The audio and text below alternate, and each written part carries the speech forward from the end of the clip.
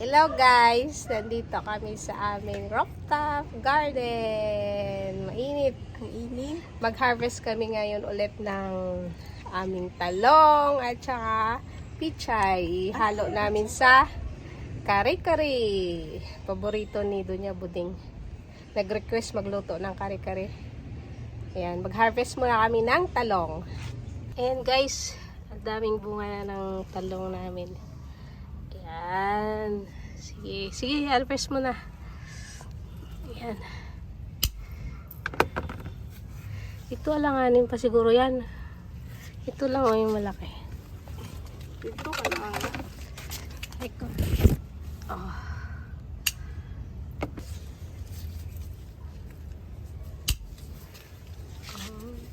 Ayan o. Ayan. Yung sa ilalim pa. Tsaka yun o. O, kunin mo yan kasi ano na siya. Magulang.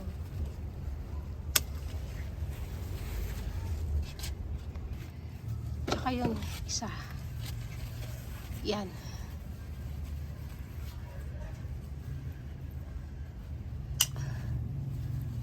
O, diba guys, oh, nakarami na kami, oh. Same sa kulay.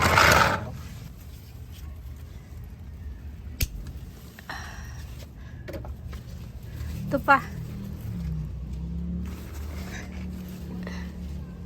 So next day na lang yung iba. Ayan o, nakakuha na kami ng talong.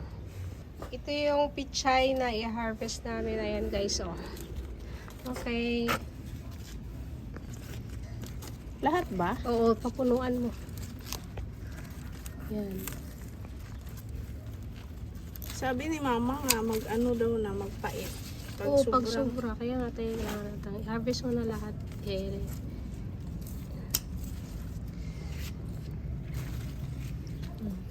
Oo pala, magpait siya. o pag sobrang ano, tanda. Lahat ba? Opo. Kunin mo na yan. Para mataniman ko ulit.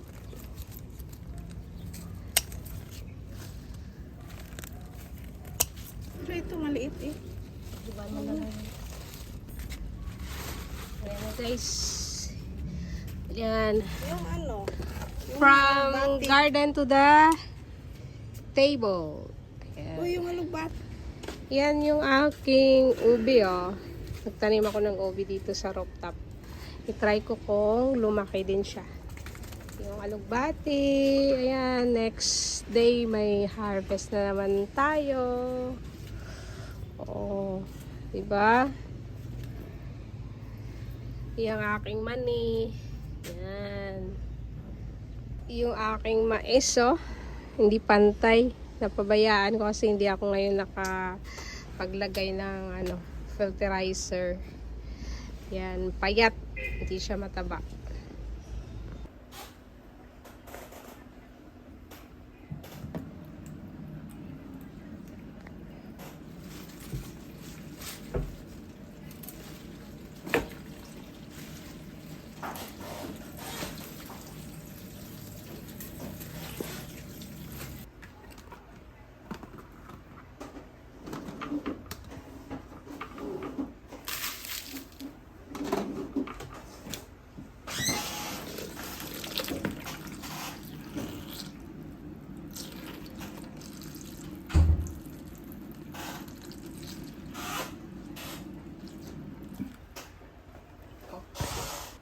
Hatiin ko lang tong talong kasi marami.